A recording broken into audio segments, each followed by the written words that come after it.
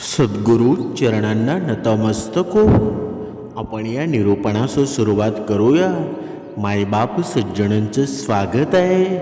पहा, आज आपण पाहणार आहोत की जो मनुष्य आत्महत्या करतो त्याचा पुढचा जन्म कधी होतो आणि कसा होतो, या सर्व प्रश्नांचं उत्तर आपल्याला मिळणार आहेत. म्हणून हे निरूपण आहे ना, दत्तगुरूंच्या चरणी अर्पण करून आपण या निरूपणाचा आस्वाद घ्यावा. आपण हे निरूपण मनोमत हृदयामध्ये साठवून त्यामधील बोध आपण घ्यावा. ते निरूपणाचं सार आहे ना, आपल्या जीवनामध्ये आपण त्याचा वापर करावा. चला तर आपण निरूपणाला सुरुवात करूया. पहा, जीवनामध्ये आहे ना, मृत्यू आणि जन्म या दोन गोष्टी मनुष्याच्या जीवनात घडलेल्याच असतात. प्रत्येकाच्या जीवनामध्ये येतात. जो जन्मलेला आहे ना, त्याचा मृत्यू निश्चित असतो. पण काहींचा मृत्यू संसारामध्ये आनंद करून म्हातारा होऊन मृत्यू होतो, तर काही खूप लवकर मरतात. म्हणजे मरण आणि भगवंताच्या पद्धतीनं मरण यामध्ये खूप मोठा फरक आहे ना. जो आत्महत्या करतो तो स्वतःच्या मर्जीनं मरत असतो, आणि जो म्हातारा होऊन मरतो तो भगवंताच्याच मर्जीनं मरतो ना. तर आज आपल्याला काही प्रश्नांची उत्तरं मिळणार आहेत. जो आत्महत्या करतो, लवकर कमी वयामध्ये मरतो, त्याचा जन्म नक्की कसा होतो, कोणत्या योनीमध्ये होतो आणि काय काय त्याच्या जीवनामध्ये होतं आहे ना, ते सर्व आपण सविस्तर पाहणार आहोत. पहा, नारदजींनी यमराज यांना प्रश्न विचारला. हे धर्मराज, माझा पहिला प्रश्न असा आहे, कोणत्या पापामुळं स्त्रिया भूत आणि पिशाच या योनीमध्ये जन्म घेतात? आणि दुसरा प्रश्न असा आहे, जो मनुष्य आत्महत्या करतो त्याचा पुढचा जन्म कधी आणि कसा होतो? यमराज हसले.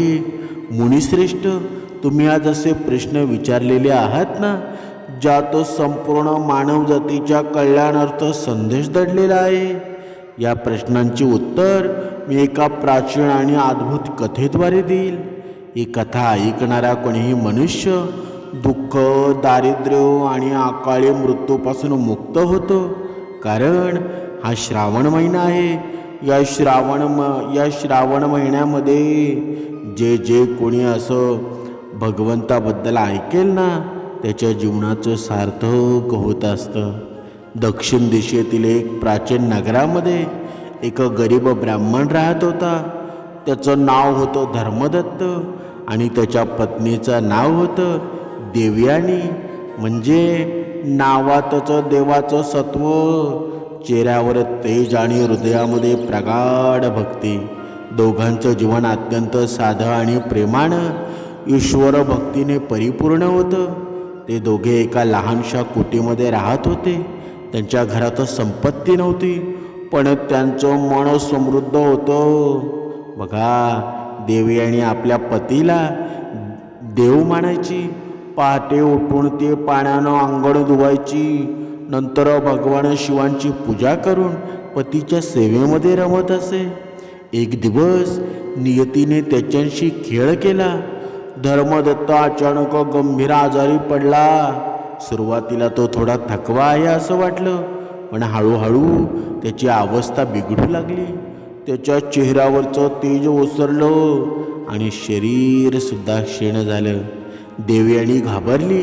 तिने गावातील वैद्यांना बोलावलं. तो अनुभवी वैद्य होता.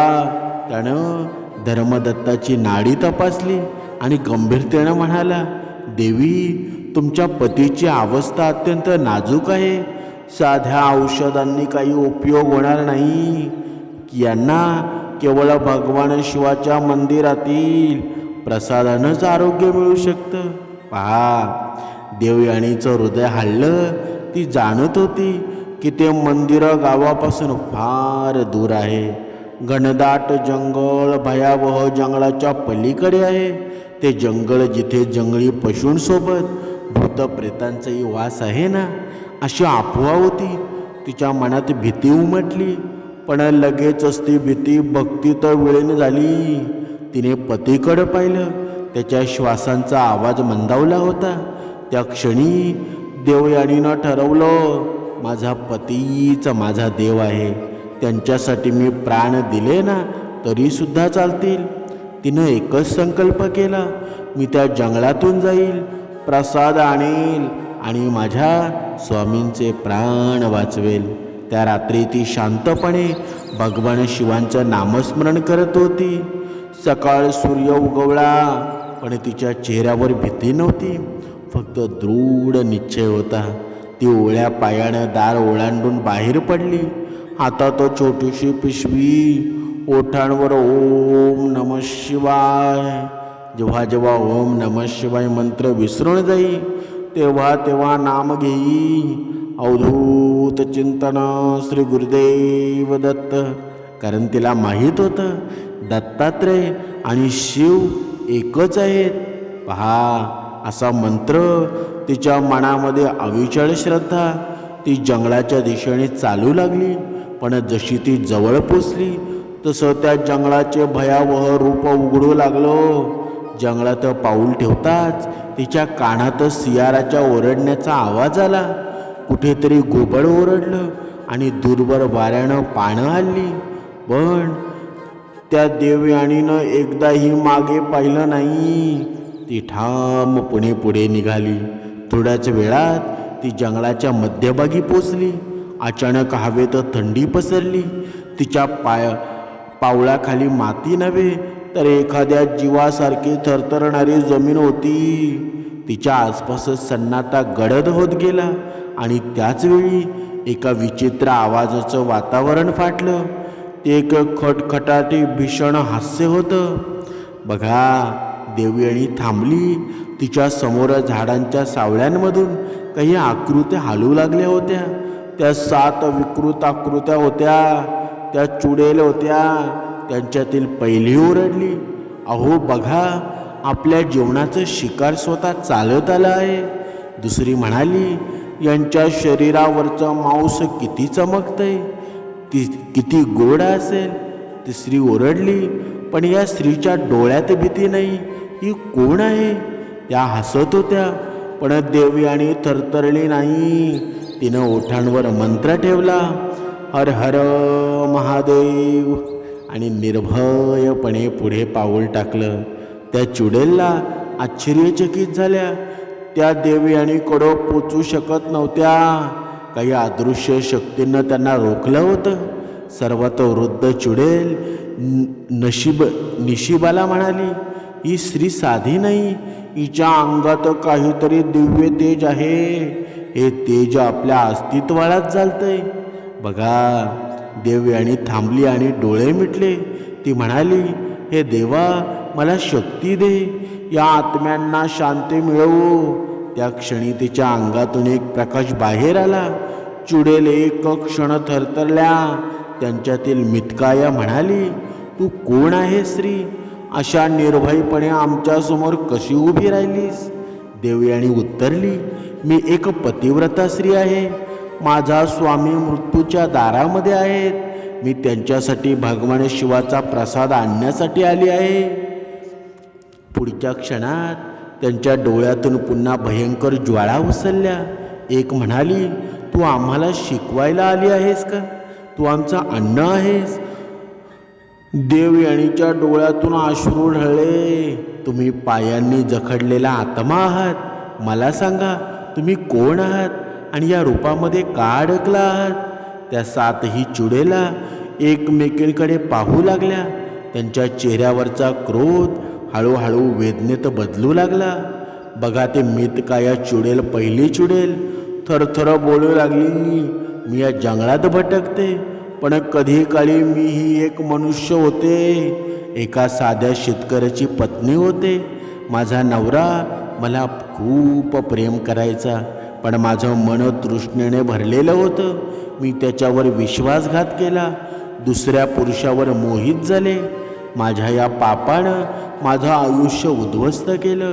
माझ्या मृत्यूनंतर यमराजांनी मला शाप दिला, तू त्या पापाच्या तृष्णेत भटकशील. पण कधीही समाधान मिळणार नाही.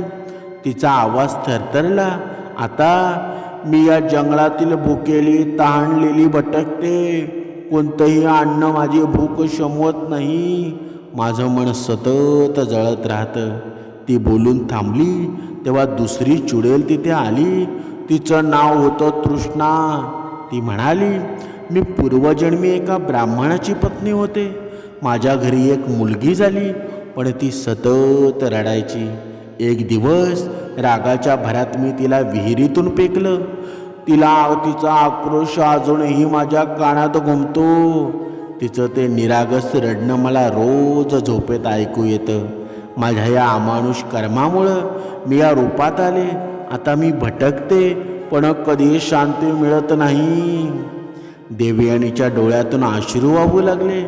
तिनं हलक्या आवाजात म्हणाली, तुमचं पाप भयंकर आहे, पण पश्चातापाची भावना त्याहून मोठी असते. तेवढ्यात तिसरी चुडेल वर्जना पुढे आली. तिचं रूप सर्वात भयानक होतं. ती म्हणाली, मी शहरात व्याभिचारिणी होते. माझं आयुष्य फक्त देहाच्या वासनांमध्ये गेलं. मी धर्म, मर्यादा, पती, ईश्वर सगळ्यांचं अपमान केलं. माझं प्रत्येक पाऊल पापाच्या दिशेने होतं. मृत्यूनंतर माझं शरीर जळलं, पण आत्मा जळाला नाही. मी या जंगलात कैद झाली. माझी आत्मा आजही पुरुषांचा चेहरा पाहून भुकेली होते, पण आता ती वासनेची नव्हे तर क्षमेची भूक आहे. त्या शब्दांनी देवयानीचं मन हलकं झालं. तिनं हात जोडले आणि म्हणाली, हे देवा, या आत्म्यांना क्षमा कर. चौथी चुडेल क्रूर काया म्हणाली, मी देवाच्या नियमांचा अपमान केला, कारण मी भरपूर देवाला कधीच पूजलं नाही. माझ्या जीवनामध्ये आहे ना, देव मला मृत्यूदंडच देणार आहे. ती खाली पाहत म्हणाली, माझं मन आजही त्या दिवसाची आठवण करतं. माझ्या प्रत्येक पापाचं ओझं माझ्या आत्म्याला जाळतं. देवयानी तिला पाहत होती. तिचं हृदय त्या सर्वांच्या वेदनेनं वितळत होतं. पण त्या सगळ्या आत्म्यांच्या मागे अजूनही 3 चुडेल उभ्या होत्या.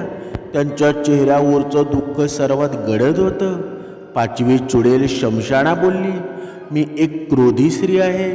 माझा पती मला खूप प्रेम करायचा, पण मी त्यांच्या संपत्तीवर लोभ केला. दुसऱ्या पुरुषाच्या मदतीनं मी त्याला विष दिलं. मी त्यांचा हसू पाहून आनंदी व्हायची, पण आज त्यांचं शांत चेहऱ्यांचं स्मरण मला रात्री झोपू देत नाही. मृत्यूनंतर माझी आत्मा त्या पापाच्या ज्वाळेमध्ये अडकली. आता माझ्या शरीराला नाही, पण आत्म्याला दुःख आहे. देवयानीचे डोळे पाणावले. तिच्या श्वासात तीव्र करुणा होती. 6वी चुडेल दर्पणापुढे आली. ती म्हणाली, मी माझ्या घरात आलेल्या साधू संतांचा अपमान केला होता. एका दिवशी रागाच्या भरात मी अंगणात लावलेली तुळशी उखडली. मला माहीत नव्हतं की तुळशी भगवान विष्णूंच्या कृपेचं प्रतीक आहे. माझ्या त्या एका चुकीमुळं मला हा शाप मिळाला. आता मी त्या क्षणासाठी रोज रडते. देवयानी हळू आवाजामध्ये म्हणाली, तुळशीचा एक पानसुद्धा ईश्वराच्या कृपेचा वाहक असतो, पण पश्चातापाने सर्व पाप वितळतात. सर्वांच्या नजरा आता शेवटच्या चुडेलकडं वळल्या होत्या. वृद्ध निशिबाळाकडं. ती म्हणाली, मी एक गर्भवती स्त्री होते. माझा नवरा मला सोडून गेला. समाजानं माझा अपमान केला. मी एकटी तुटलेली निराधार झाले. त्या दुःखाने मी आत्महत्या केली, पण माझ्या गर्भातील निष्पापा बाळालाही माझ्याबरोबर मृत्यूला ओढलं. हाच माझा सर्वात मोठा पाप. म्हणूनच मी आज या जंगलामध्ये भटकते. निशिबाळाचे शब्द ऐकून देवयानीला अवाक झाली. तिच्या अंगातून एकच वाक्य निघालं, आई असं कसं करू शकते. देवयानीनं डोळे मिटले. गहिवरून म्हणाली, हे देवतुल्य आत्म्यांनो, तुमची कहाणी ऐकून माझं मन व्यथित झालं आहे, पण मला खात्री आहे की ईश्वर प्रत्येकाला प्रायचित्ताची संधी देतो. मला सांगा, तुमची मुक्ती कशी होईल. त्या सातही चुडेला एकमेकींकडे पाहू लागल्या. त्यांच्यातील सर्वात वृद्ध निशिबाळा पुन्हा बोलली, देवयानी, या जंगलात वृक्ष आहे देवतरू. जो कोण त्याच्यापर्यंत पोचतो त्याला आपल्या पापांचा प्रायचित्त मिळतं. पण तो वृक्ष या जंगलाच्या अतिगंभीर भागामध्ये आहे, तिथे पोचणं अशक्य आहे. देवयानी म्हणाली, जर त्या वृक्षानं तुमच्या मुक्तीचा मार्ग दाखवू शकतो तर मी त्यापर्यंत अवश्य पोचेल. बघा, त्या चुडेला आश्चर्यचकित झाल्या.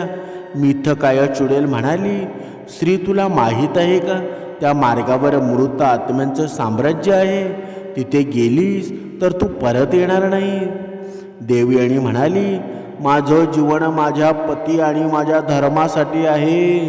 जर माझ्या प्राणांच्या बदल्यात तुमच्या आत्म्यांना शांती मिळणार असेल तर मी तो मार्ग नक्कीच पार करेल.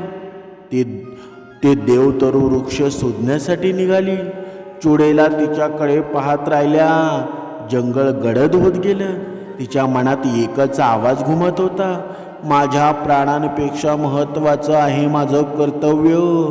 अचानक तिनं पाहिलं, समोरच्या दिशेनं काहीतरी तेजस्वी प्रकाश झळकतो आहे. तिनं आपला वेग वाढवला. प्रकाश वाढत गेला. हवा अधिक शीत झाली. ती जेव्हा त्या ठिकाणी पोचली, तिच्या डोळ्यांसमोर एक अद्भुत दृश्य होतं.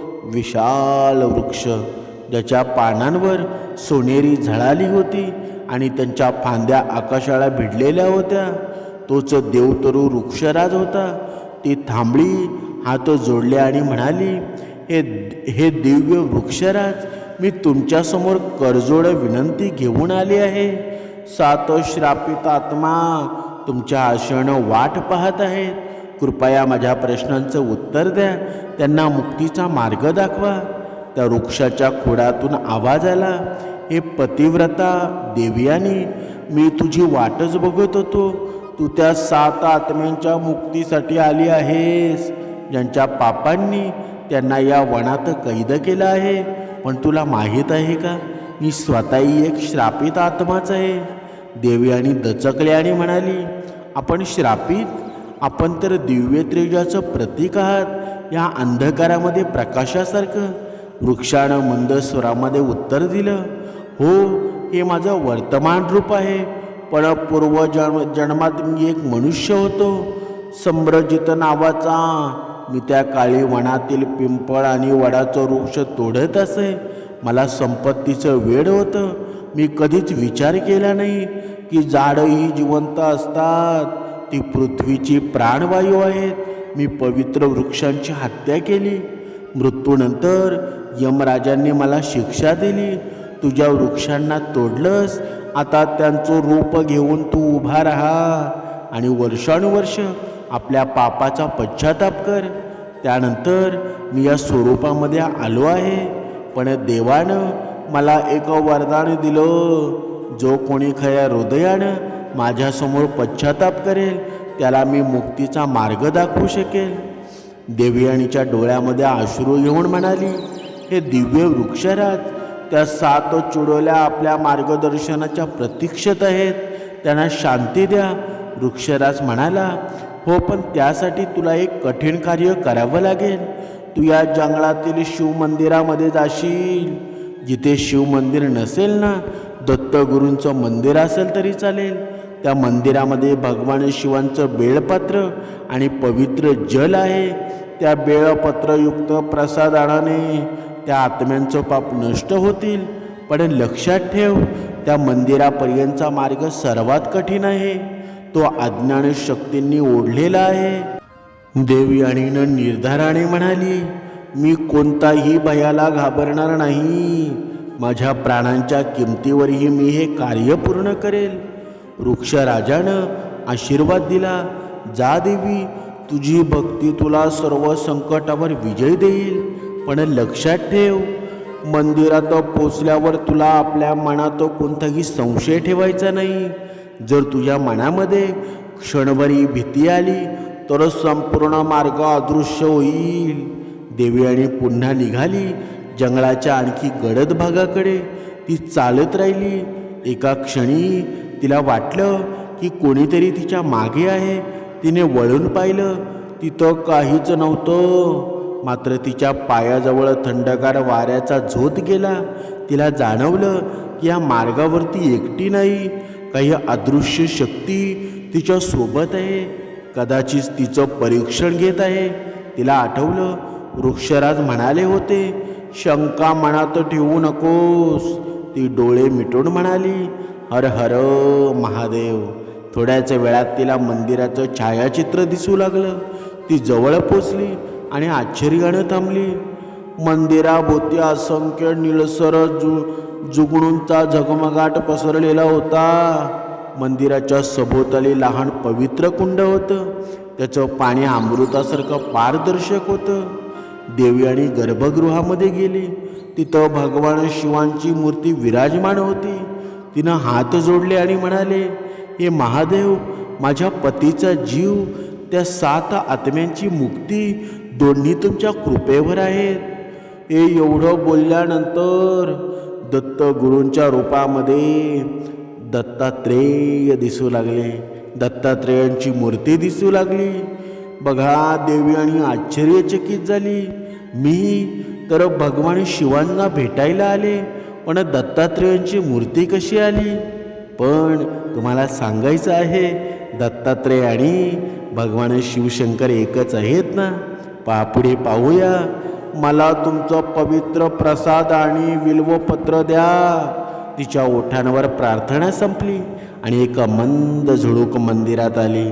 वरच्या बेलपत्राच्या झाडावरून काही पानं खाली पडली. तिच्या अंचळात येऊन विसावली. देवयानीचे डोळे अश्रूंनी भरले. ती म्हणाली, हे शिवशंकर, हे दत्तात्रेय, हे आपलंच संकेत आहेत. तिनं पानं काळजीपूर्वक गोळा केली आणि कुंडळातून जल भरलं. देवयानी मंदिरातून बाहेर आली. तिच्या हातात बेळपत्र आणि जल होतं. पण जशी त्या जंगलाच्या दिशेने वळली, तशी एक सावळी हळूहळू तिच्या दिशेने सरकत होती. देवयानीचे पाय थांबले. ती समोर पाहत होती आणि ती सावळी तिच्याजवळ आली. त्या काळ्या धुरातून एक आवाज आला, थांब देवयानी. तो आवाज ओळखीचा वाटला. त्या आवाजाने विचारलं, तू इथे कशी आलीस? ती दचकली. हा तर माझ्या पतीचा आवाज आहे. तिचं हृदय जोराने धडधडू लागलं. पण ती जाणत होती, तिचा पती धर्मदत्त सध्या घरात आजारी आहे. मग हा आवाज जंगलातून त्याचाच काय येतोय बरं? तिने मागे हटत म्हणाली, तू कोण आहेस? स्वतःला धर्मदत्त म्हणतोस, पण तुझं स्वरूप माझ्या स्वामींसारखं नाही. त्या धुराच्या सावळीनं भयानक हास्य केलं, मी तोच आहे ज्यासाठी तू प्राण अर्पण करायला निघालीस. पण तुला माहीत आहे का, तुझे हे प्रयत्न व्यर्थ आहेत. पहा. देवयानी मागे सरकली. तिच्या हातातलं बेळपत्र घट्ट धरून, माझा प्रयत्न भक्तीचा आहे आणि भक्ती कधी व्यर्थ जात नाही. त्या क्षणी तिच्या अंचलातून एक पान खाली पडलं आणि वाऱ्याच्या झोक्यानं त्या धुरावर आदळलं. क्षणात धूर वितळला आणि ती सावळी विलीन झाली. देवयानी म्हणाली, महादेव, आपली परीक्षा कठीण आहे, पण मी हार मानणार नाही. ती पुन्हा पुढे निघाली. आता तिचा मार्ग मंदिरातून परत देवतरू वृक्षापर्यंत होता. पण तिला ठाऊक नव्हतं, त्या जंगलात अजून एक आत्मा जागृत होत होता. तो एकेकाळी देवतरू वृक्षाच्याच रूपाचा रक्षक होता.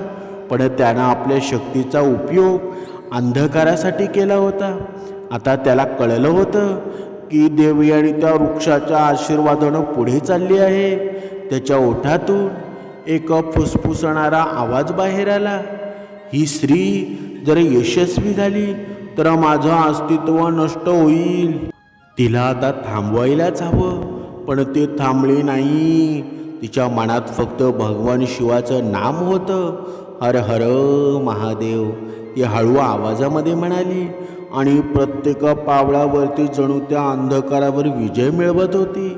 अचानक समोर पुन्हा एक काळी सावळी आली. सावळी म्हणाली, तू खूप पुढे आलीस.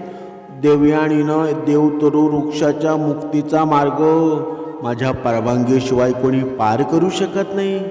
देवयानीनं त्याच्याकडे निर्भयपणे पाहिलं. तू कोण आहेस? त्या दिव्य वृक्षराजाचं नाव घेऊन स्वतःला अडथळा म्हणवतोस? सावळी हसली. मी त्याचं सावळी रूप आहे, अंधतरू. जेव्हा सम्रजित वृक्षरूप म्हणाला तेव्हा त्यांच्या पापांचा अंश माझ्यात साठला. मी त्याचा नकारात्मक अस्तित्व आहे. तो मुक्ती देतो आणि मी अडथळा घालतो. आज मी तुला तुझ्या भक्तीचा अपयशी करून दाखवील. देवयानी लगेच म्हणाली, भक्तीमध्ये अडथळे असतात, पण जिथं श्रद्धा असते तिथं भयाला जागा नसते. अंधतरू क्रोधाने गरजला. त्याच्या हातातल्या धुरातून काळे वावटळ निघालं आणि देवयानीकडे झेपावलं. पण तिने बेळपत्र पुढे धरलं. त्या पानांनी एकदम तेज झळकलं. धुराचा वावटळ तिच्याजवळ पोचला, पण त्या पानाच्या स्पर्शाने तो वितळला.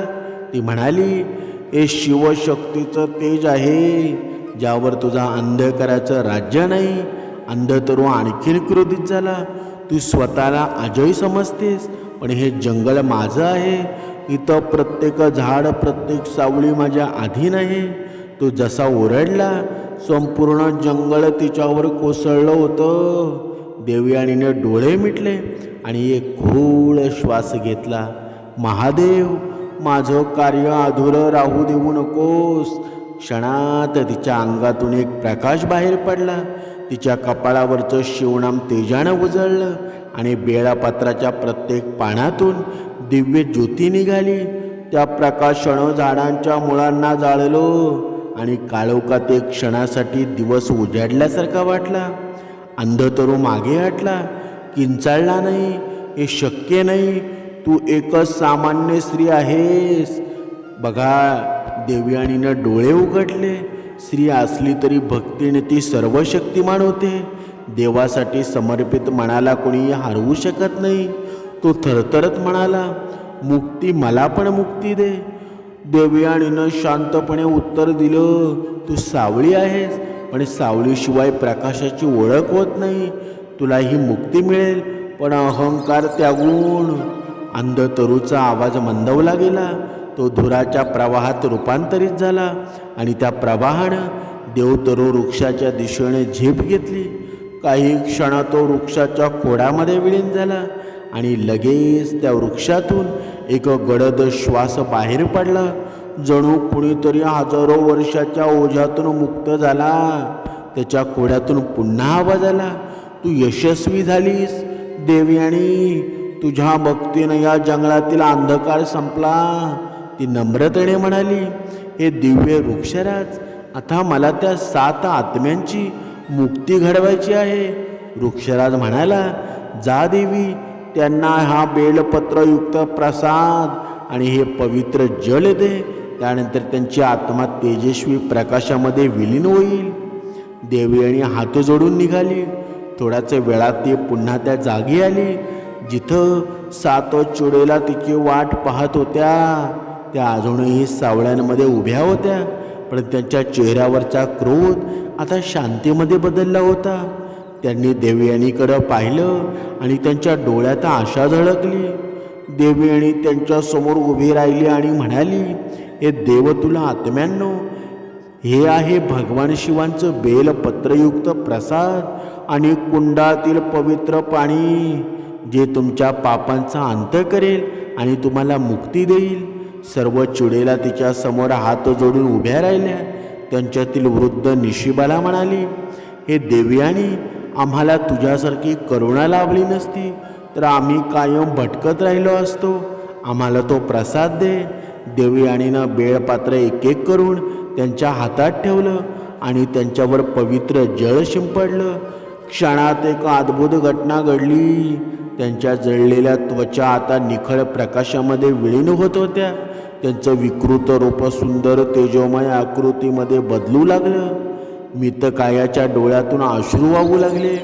आम्हाला शांती मिळाली आहे, आम्ही तुझ्या ऋणी आहोत. तृष्णा म्हणाली, माझ्या अपत्याचं रडणं आता शांत झालं. तुझ्या कृपेनं माझं मन हलकं झालं. निशिबाळाने तिच्या हातांवर हात ठेवला.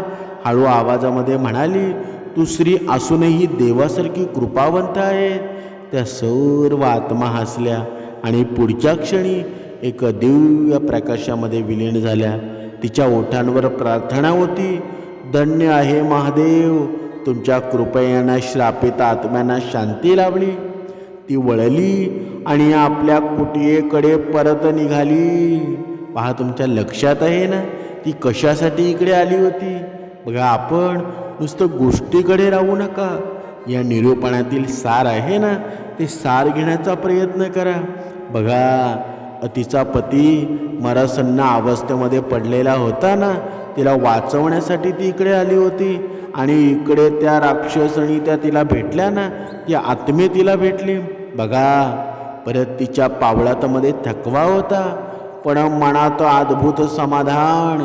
ती विचार करत होती, आता फक्त माझ्या धर्मदत्ताला प्रसाद देऊन, म्हणजे तिच्या पतीला प्रसाद देऊन त्याला रोगमुक्त करायचा आहे. पण जशी ती जंगलाच्या बाहेर आली, अचानक तिच्या समोर देवतरू वृक्षाचा मंद प्रकाश पुन्हा चमकू लागला.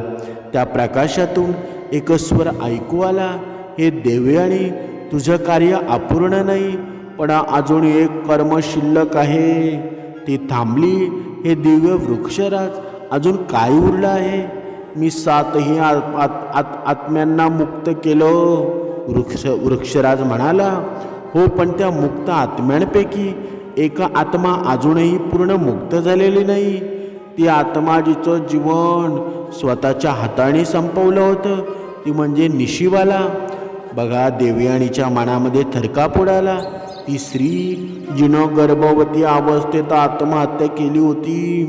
वृक्षराज म्हणाला, हो, तिचं पाप क्षम्य झालं, पण तिच्या गर्भातील निष्पाप जीवाची आत्मा आहे ना, ती अजूनही पृथ्वीवर अडकलेली आहे. ती आत्मा तुझ्या घरी आहे. धर्मदत्ताच्या आजारी शरीराचं तिचं वेदनारूप अस्तित्व आहे. बघा, देवयानीचे हात थरथरले. म्हणजे माझ्या पतीचा रोग तो फक्त शारीरिक नाही. वृक्षराज म्हणाला, हो, तो आध्यात्मिक आहे. धर्मदत्ताच्या देहात तिची आत्मा शांत नाही. जर तू तिला शांती दिलीस तर तुझा पती पूर्ण आरोग्य प्राप्त करेल. देवयानीनं हात जोडले, कृपा करा, हे वृक्षराज, मला मार्ग दाखवा. तू त्या पवित्र प्रसादाचा शेवटचा अंश आणि हे जळ तुझ्या पतीला दे, पण देताना भगवान शिवांचं नाव उच्चार आणि त्याच आत्म्याच्या क्षमेसाठी प्रार्थना कर. ती आत्मा तुला दर्शन देईल आणि नंतर मुक्त होईल. त्या शब्दांसह वृक्षराजाचा प्रकाश हळूहळू कमी झाला. देवयानी पुढे निघाली. तिच्या हृदयामध्ये आता एक नवीन जबाबदारी होती, पण त्यामागे अविचल श्रद्धा होती. ती गावात पोचली. तिची कुटी दिसत होती. तिनं दार ढकललं. धर्मदत्त पळंगावर अर्धशुद्ध अवस्थेमध्ये पडला होता. देवयानी त्याच्या जवळ बसली. त्याच्या कपाळावर हात ठेवला. स्वामी, मी परत आले. हे भगवान शिवांचा प्रसाद आणि पवित्र जळ आहे. तिनं बेलपात्र त्याच्या तोंडाशी नेलं आणि शिवनाम घेतलं, हर हर महादेव. पुढच्या क्षणी एक बाळस्वर ऐकू आला, माता. देवयानी दचकली. समोर हवेच्या लहरीत एक लहान बाळाचं रूप तयार झालं. ते निष्पाप गर्भातील आत्मा होतं. ती आत्मा म्हणाली, मला शेवटी शांती मिळाली. तू माझ्या मातेला मुक्त केलीस, पण माझी वेदना अजून होती. आता तुझ्या प्रार्थनेनं माझा मार्ग खुला झाला. देवयानी रडू लागली. जा लहानग्या आत्म्या, ईश्वर तुझं कल्याण करो. त्याच क्षणी धर्मदत्ताने डोळे उघडले. त्यानं कमकुवत स्वरात उच्चारलं, देवयानी. ती आनंदाने रडत म्हणाली, स्वामी, तुम्ही जागे झालात.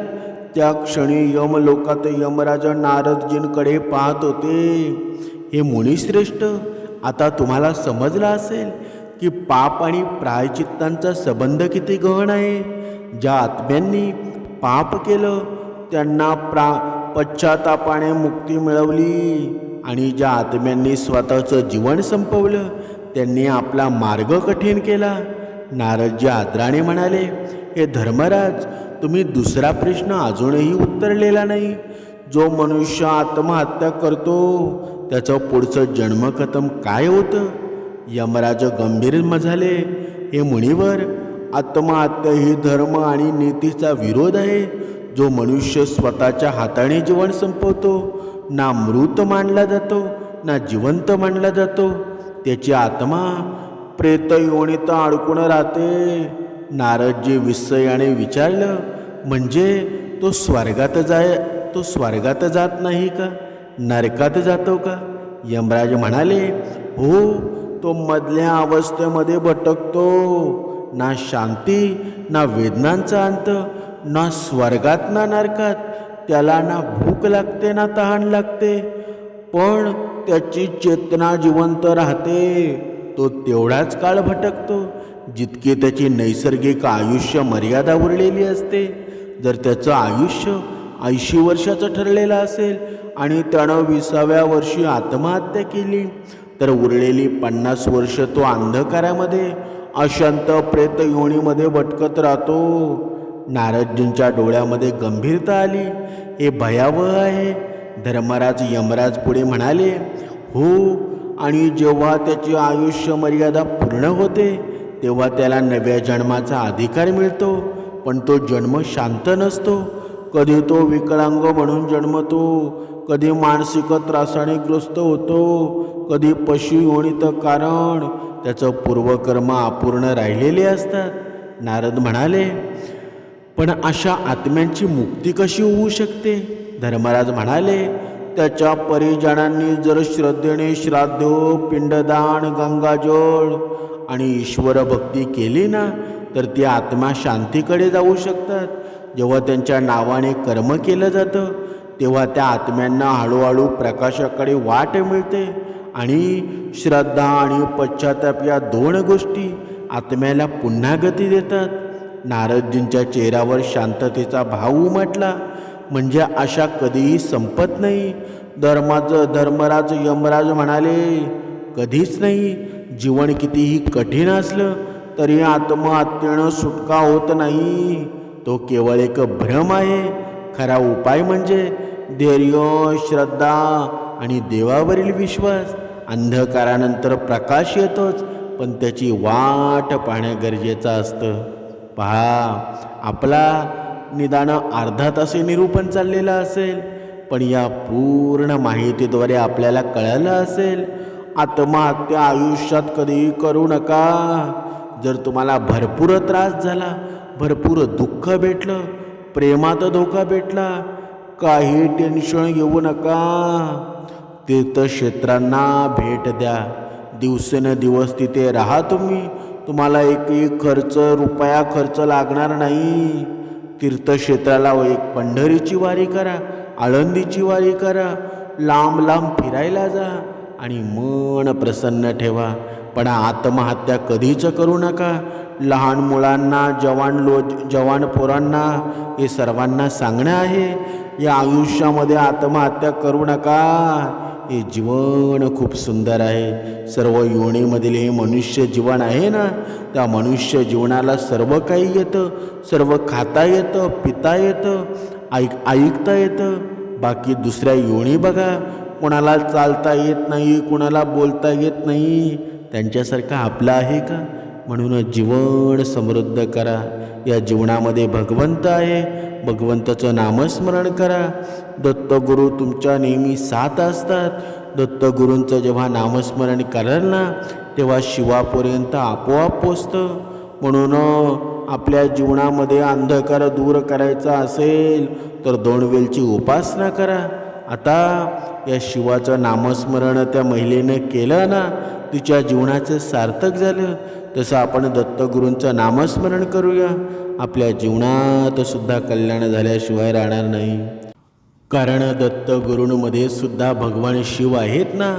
ब्रह्मा, विष्णू, महेश. म्हणजे आपल्या जीवनात सुद्धा आहे ना. भगवंताची जर भक्ती केली ना तर या त्रासांपासून आपण मुक्त होऊ. म्हणून आपल्या जीवनामध्ये जोपर्यंत आपले शरीर हालतं डुलतं आहे ना, तोपर्यंत भगवंताची भक्ती करा. आपल्या जीवनामध्ये आपल्या हातून कधी वाईट कर्म करू नका. कुणाला त्रास देऊ नका. प्राणीमात्रांवर प्रेम करा. हे आयुष्य खूप सुंदर आहे. ते बनवणं तुमच्या हातामध्ये आहे. जर हा श्रावण महिना आला म्हणून आपण उपवास करतो, पण दररोज आपण उपवास केला नाही तरी चालेल, पण आपल्या हातून वाईट कर्म करू नका. तीच भगवंताची भक्ती आहे आणि तेच भगवंताला प्रिय आहे. सर्वांनी हे कर्माला लागा. कर्म तर मनुष्य करत असतो, पण वाईट कर्मापासून मुक्ती घ्या. चांगल्या कर्म करा. चांगल्या कर्माला भगवंत कृपा करत असतो. म्हणून 2 वेळची उपासना करा. दुसऱ्याच्या चेहऱ्यावर आनंद करा. तुमच्या जीवनाचं कल्याण झाल्याशिवाय राहणार नाही. अवधूत चिंतन. श्री गुरुदेव दत्त.